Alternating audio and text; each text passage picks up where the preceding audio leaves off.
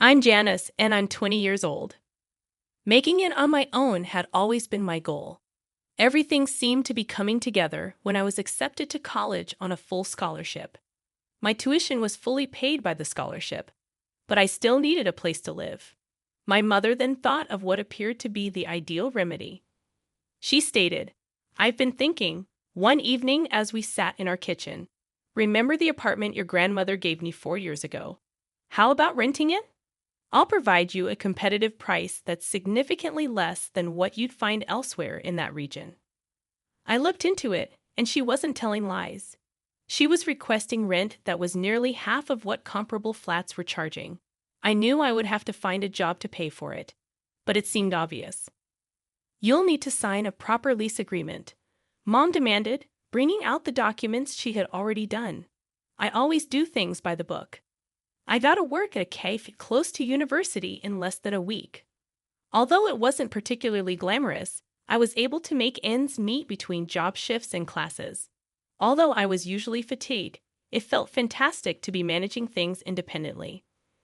My daily schedule was straightforward but rigorous. Get up, go to class, go directly to work, arrive home late, study till my eyesight failed, and then repeat. I was making it work, even though it wasn't easy. Or until that Thursday night, when everything changed, I believed I was. I have a clear memory of it. I had just gotten out of a really difficult shift at the cafe. Before starting my homework, all I wanted to do was lay down on my couch and possibly watch some pointless TV. However, I came to a complete halt when I unlocked the door to my flat. My sister, Anna, was splayed out on my couch as if she owned the space. She seemed utterly relaxed, looking through her phone while two big suitcases rested next to her. "What are you doing here?" Still standing in the doorway, I asked. She looked up from her phone just a little. "Hey there, I'm going to live with you. Mom said it was all ok." Without hesitation, I took out my phone and dialed Mom, trembling as I waited for her to answer. "What's happening, Mom?" "She's moving in here, according to Anna. Will she also have to pay the rent?" I felt like I was slapped across the face by her remark. "Janice, are you crazy? What sort of foolish inquiries are you making? Anna isn't paying her rent, of course. She will live there for free, and you will continue to pay what you have been paying." "What? It's unfair. She ought to cover half the rent if she is residing here." My mother's voice turned sharp, that tone she used when she wasn't going to brook any argument. "Listen to me carefully, Janice. That apartment belongs to me, and I decide who pays what. If you don't like it, you can move out right now."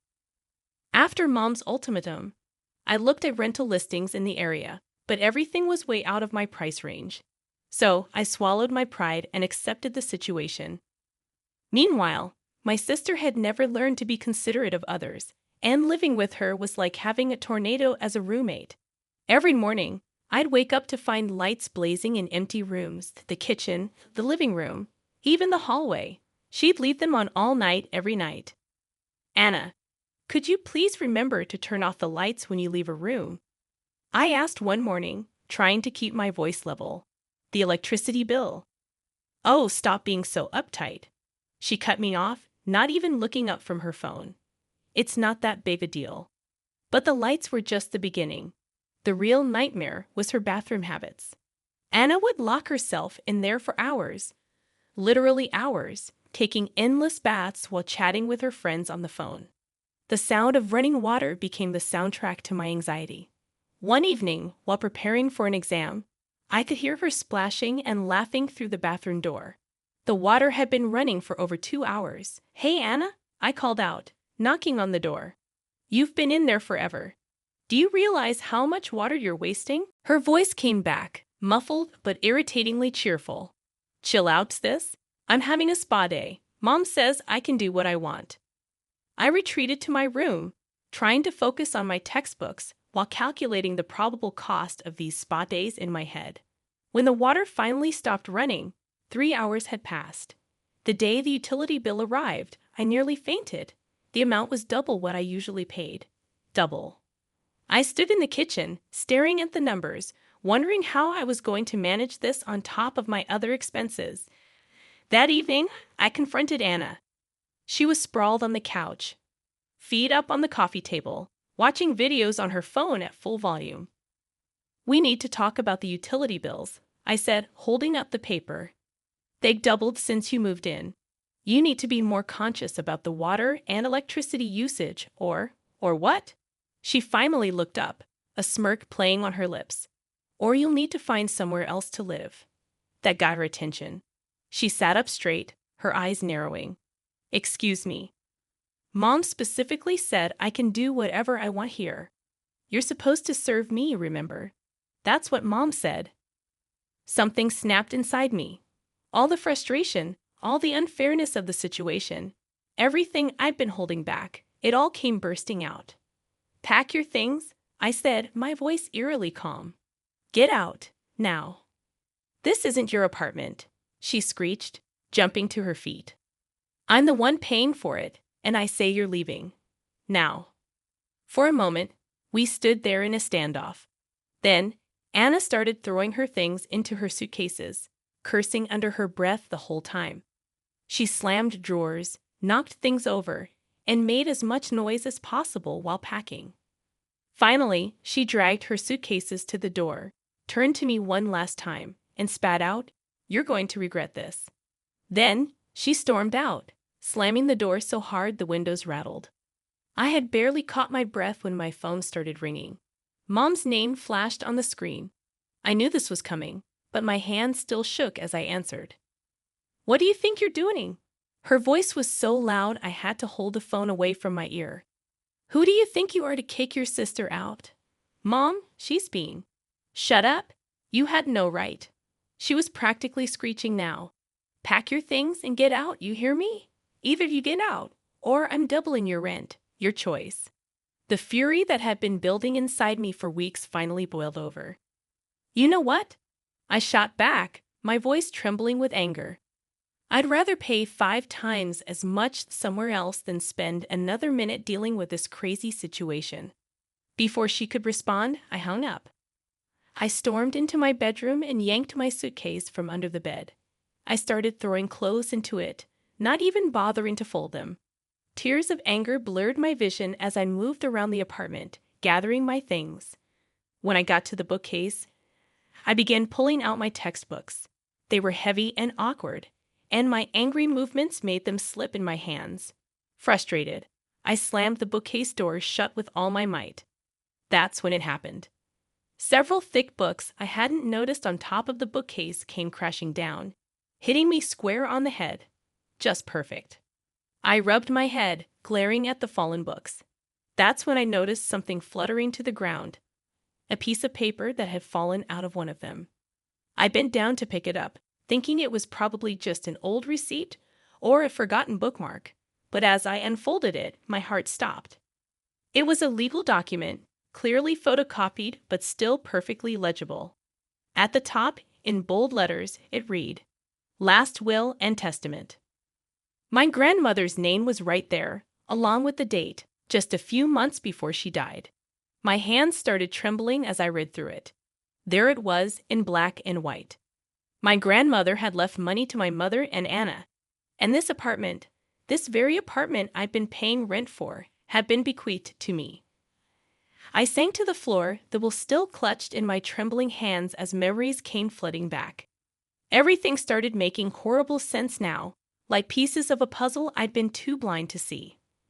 My mother's voice echoed in my head from 4 years ago, right after Grandma's funeral. I remembered sitting in our living room, surrounded by relatives, as Mom made her announcement. Mom left everything to me, she'd said, her voice steady and convincing. All the property, all the money. She wanted me to handle everything. She'd looked around the room, meeting everyone's eyes with such sincerity that no one questioned her. I remembered raising my hand timidly, like a schoolgirl afraid to ask a stupid question. "But Mom, why didn't Grandma leave anything to us, to Anna and me?" The look she gave me, that mixture of pity and irritation, was burned into my memory. "Janice, these things are complicated. It was your grandmother's decision, and we need to respect that. You just have to accept it. Accept it." Those words hit differently now. I'd watched in the months that followed as Anna suddenly started sporting designer clothes and the latest iPhone. Mom and Anna went on a shopping spree in Paris and Milan. A mother-daughter bonding trip, they called it. 2 weeks touring Europe while I stayed home, working a summer job at the local grocery store. Now I understood. The money they were spending so freely, the shopping spree, the European vacation, all those expensive gifts for Anna, that had been Anna's inheritance. They'd spent it right in front of my face, probably laughing at how I never questioned it. And this apartment, my apartment, they hadn't just hidden it from me. They'd made me pay for it. Monthly rent, utilities, everything. I'd been working my fingers to the bone at that cafe, stretching every dollar, while living in a place that was legally mine. The bitter irony of the lease agreement hit me like a slap in the face. I could practically hear Mom's voice. "We need to do everything properly, Janice. I'm very particular about these things. Everything needs to be properly documented and filed." I let out a harsh laugh that echoed in the empty apartment. Particular about paperwork. Except, apparently, when it came to telling her daughter that her grandmother had left her an entire apartment. That little detail had somehow slipped her mind. The more I thought about it, the more memories surfaced, each one taking on a new, darker meaning. All those times Mom had reminded me that rent was due. How she'd lecture me about responsibility while I handed over money for an apartment that was rightfully mine. The way she'd smile when I'd thank her for giving me such a good deal on the rent. And now, just hours ago, she'd threatened to kick me out. Out of my own apartment. My hands were shaking as I held up my phone, carefully photographing every page of the will. I made sure each word was clear and legible before hitting send to my mother. The message showed as delivered immediately. Seconds later, 2 blue check marks appeared. She'd seen it. I stared at my phone screen, watching those 3 dots appear and disappear. Appear. Disappear. My mother, always so quick with a response, so ready with an answer for everything, was at a loss for words. I could almost see her sitting there, probably at her kitchen table, frantically trying to figure out how to spin this. 10 minutes passed. 20. 30. The dots kept appearing and vanishing, like a Morse code of panic. Each time they appeared, I tensed, waiting for her response. Each time they disappeared, I felt a grim satisfaction. Let her squirm. It was almost exactly an hour later when my phone finally rang. I took a deep breath before answering. "Janice, sweetie." Her voice was artificially calm, the kind of tone she used when trying to smooth over a problem. "This isn't what you think." "Really? Because I think it's exactly what I think." "I've been meaning to tell you about this for so long," she continued as if I hadn't spoken. "I just never found the right moment. But since you found out now, you can have the apartment. It's yours.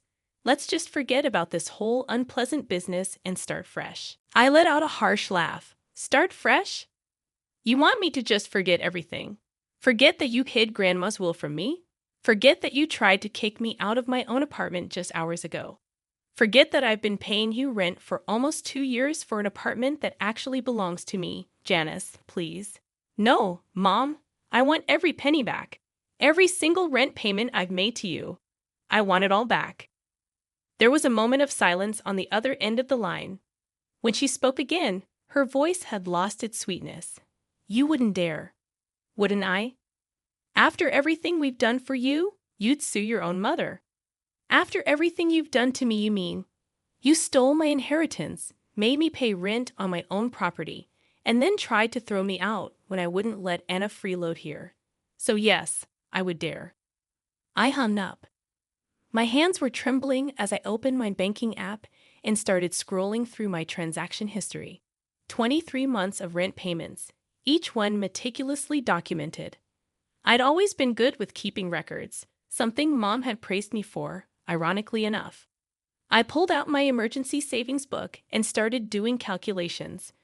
Without having to pay rent anymore, I could actually afford to hire a lawyer, a good one. I've been saving every receipt, every bank statement, every piece of paper related to this apartment since the day I moved in. The law office was quiet and professional, with dark wooden furniture and walls lined with legal books. I sat across from Miss Roberts, watching as she reviewed the documents I'd brought. The will, my rental agreements, bank statements showing all my payments, everything I could find. "This is quite straightforward," she said, looking up from the papers. Her expression was a mixture of sympathy and professional interest. "Your grandmother clearly left you this apartment in her will. Your mother had no legal right to collect rent from you or anyone else." I leaned forward. "So what can I do?" "You're entitled to compensation," she said, pulling out a legal pad. "Not just for the 23 months you've been paying rent, but also for the 2 years before that when your mother was renting it to other tenants." We spent the next hour going through calculations. Miss Roberts was methodical, breaking down everything month by month. The regular rent payments I made, plus the rent my mother collected from previous tenants. She wrote numbers, adding columns, taking into account the market rates at the time. More calculations followed. When she finally pushed the paper toward me, I had to blink twice at the number. 84,740, she said. "We'll round it to 60,000 for simplicity." I felt slightly dizzy. "That much?" She nodded, then added, "We could also pursue interest charges. Your parents have essentially been using an interest-free loan of your money for nearly 4 years. We could calculate standard interest rates." "No," I interrupted. "Just the rent money. That's enough." After finalizing the paperwork, I called my mother from the law office parking lot. My voice was steadier than I expected. "Mom, we need to talk. Can you come to the apartment tomorrow? Bring the property documents." There was a long pause before she agreed. The next morning, I heard her key in the lock. She came in looking nervous, clutching a manila envelope. "I brought the ownership papers," she said, trying to smile. "Everything's here to transfer the apartment to your name. I've already had them prepared." She spread the documents on the kitchen table, the same table where she'd made me sign that rental agreement so many months ago. The irony wasn't lost on me. "Janice, honey," she said softly, pushing the papers toward me. "I know I made a terrible mistake. I'm asking for your forgiveness. Please don't be angry with me. We can put this behind us, and—" I cut her off by sliding another document across the table, the demand letter my lawyer had prepared. "You have 2 weeks to pay back the $60,000 you took from me." The moment my mother finished reading the demand letter, all pretense of remorse vanished. She leaped up from her chair with such force it crashed to the floor. And then the screaming began. "You ungrateful little witch!" she shrieked. "How dare you do this to your own mother?" The sound echoed off the walls so violently that I swear I saw bits of plaster dust drift down from the ceiling. The neighbors must have thought someone was being murdered. I forced myself to stay calm. "You can scream all you want, Mom. It doesn't change anything. Either you pay what you owe me, or I'll file a lawsuit. Think about it. Fraud charges, legal fees, your reputation in the community, your choice." She stormed out of the apartment, slamming the door so hard that pictures rattled on the walls. I could hear her stomping down the hallway, still screaming. I thought that would be the end of it for the day. I was wrong.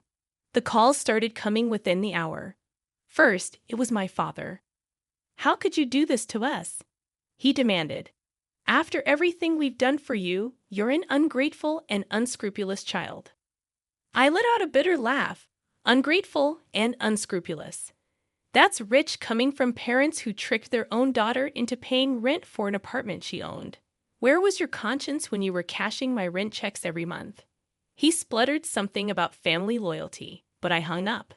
Next came Anna. "You're going to ruin everything," she wailed. "If Mom and Dad have to pay you all that money, they won't be able to pay for my college. Is that what you want? To destroy my future."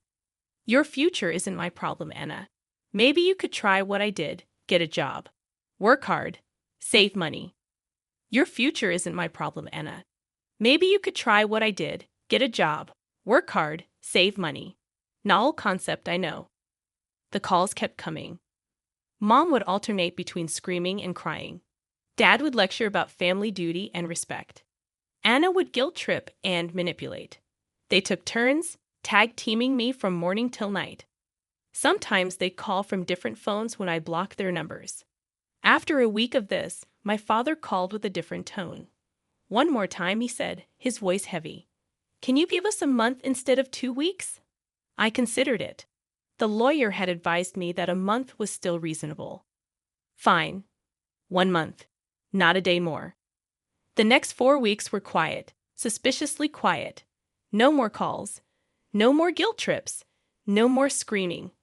I almost started to worry they were planning something.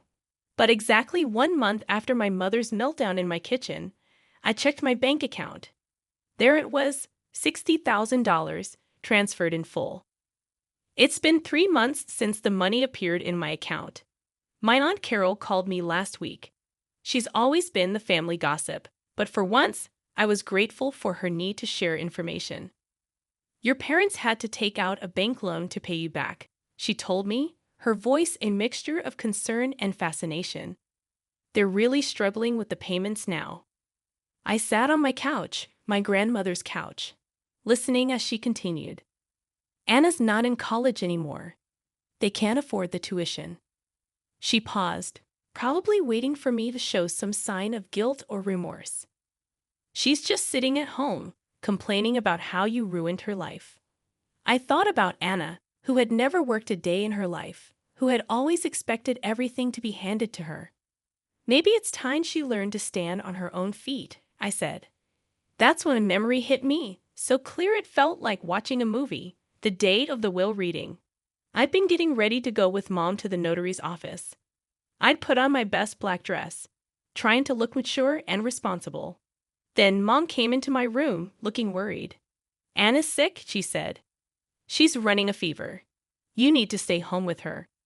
I remember feeling disappointed, but accepting it as just another sacrifice for my sister. Now I understand. Anna probably wasn't sick at all. It was just another manipulation, another lie in a long string of deceptions. The question that keeps me up at night isn't why my mother stole my inheritance. I understand greed. What I can't figure out is how she got away with it so easily. I asked Aunt Carol about the notary, but she didn't know much. Her theory makes sense, though. The notary probably just took my mother's word that she would share the will with the family. Maybe Mom even brought a stack of documents, making it look like she was taking everything home to show us. The worst part is how many little moments now feel tainted. Every time Mom praised me for being responsible with money, was she laughing inside? When she insisted on that formal lease agreement, was she proud of her cleverness? Did she and Dad discuss their deception over dinner? Did they congratulate themselves on their perfect plan? I still live in Grandma's apartment, my apartment. The place feels different now that I'm not paying rent on something I already owned. I started saving the money that used to go to Mom every month. Sometimes I look at my bank account and smile, thinking about how different things are now. The cafe where I work offered me a promotion to assistant manager last week. Some people might think I don't need the job anymore, now that I'm not paying rent. But I've learned the value of being independent, of having my own money that nobody can take from me. My phone still lights up sometimes with their names. Mom, Dad, Anna. I blocked their numbers, but they keep trying for new ones. I delete their voicemails without listening. What could they possibly say? Sorry we stole your inheritance? Sorry we made you pay rent on your own property? Sorry we only got caught because some books fell on your head? Most days I'm okay. I go to classes, work my shifts at the cafe, study in the evening. I've redecorated a bit, trying to make the apartment feel more like my own space and less like a crime scene. But sometimes, usually late at night, the anger comes back, not just at the theft, but at the years of lies. The casual cruelty of making me think my grandmother hadn't cared enough to leave me anything. My therapist says it's normal to feel this way. She says it's not just about the money or the apartment. It's about trust and family and betrayal. She's helping me work through it, teaching me ways to stay calm and balanced when the memories threaten to overwhelm me. I started a new tradition. Every Sunday morning, I sit in Grandma's old reading chair by the window, drinking coffee from her favorite mug. I think about her, about how she wanted me to have this place, about how she trusted me to take care of it. In those moments, I feel close to her again, like maybe some part of her knows that the truth finally came out.